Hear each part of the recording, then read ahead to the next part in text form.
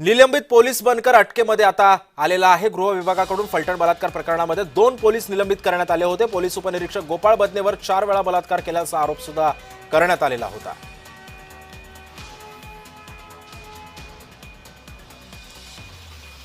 या संदर्भामध्ये अधिक माहिती देतात आमचे प्रतिनिधी प्रकाश शिंदे सध्या आपल्या सोबत आहे। प्रकाश, मला सांगा, या प्रकरणातला एका आरोपीला आता अटक करण्यात आलेली आहे। नेमकी ही अटक कशा पद्धतीने सापळा रचून करण्यात आली होती आणि आता सध्या या आरोपीची रवानगी कुठे केली जाते?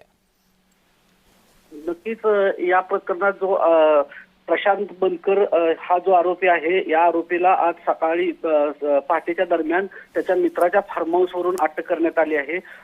खरं तर सातारा पोलीस स्टेशनचे पोलीस जे आहेत ते कालपासूनच त्याच्या शोधामध्ये रवाना झाले होते। त्यांना गोपनीय पद्धतीने माहिती मिळाल्यानुसार त्याच्या एका मित्राच्या फार्म हाऊसवर तो लपला असल्याची माहिती मिळाल्यानंतर त्यांनी तेथे जाऊन त्या ठिकाणी त्याला अटक करण्यात आलेली आहे आणि आता सध्या त्याला फलटण पोलीस स्टेशनमध्ये आणण्यात आलं आहे। प्रशांत, पण प्रकाश, जर आपण बघितलं असेल तर या प्रकरणामध्ये आता अनेक राजकीय नेत्यांनी सुद्धा आता या आरोपींवरती कठोर कारवाई करण्याची मागणी केलेली आहे।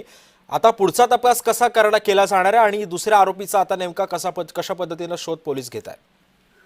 नक्कीच जे गोपाळ मध्ये म्हणून जे तेथील पोलीस अधिकारी आहेत, हे पोलीस अधिकारी सुद्धा आता सध्या फरार आहेत आणि यांचा शोध घेण्यासाठी पोलीस पथके रवाना झालेले आहेत। सातारचे पालकमंत्री असू द्या किंवा सातारचे पोलीस अधीक्षक आहेत, यांनी त्याला लवकरात लवकर अटक करण्याचे आदेश देण्यात आलेले आहेत। त्याचबरोबर जे मुख्यमंत्री होते यांनी सुद्धा काल या दोन्ही अधिकाऱ्यांना निलंबित करण्याचे आदेश दिले होते। नक्कीच धन्यवाद प्रकाश, तुम्ही दिलेल्या अधिक माहितीबद्दल।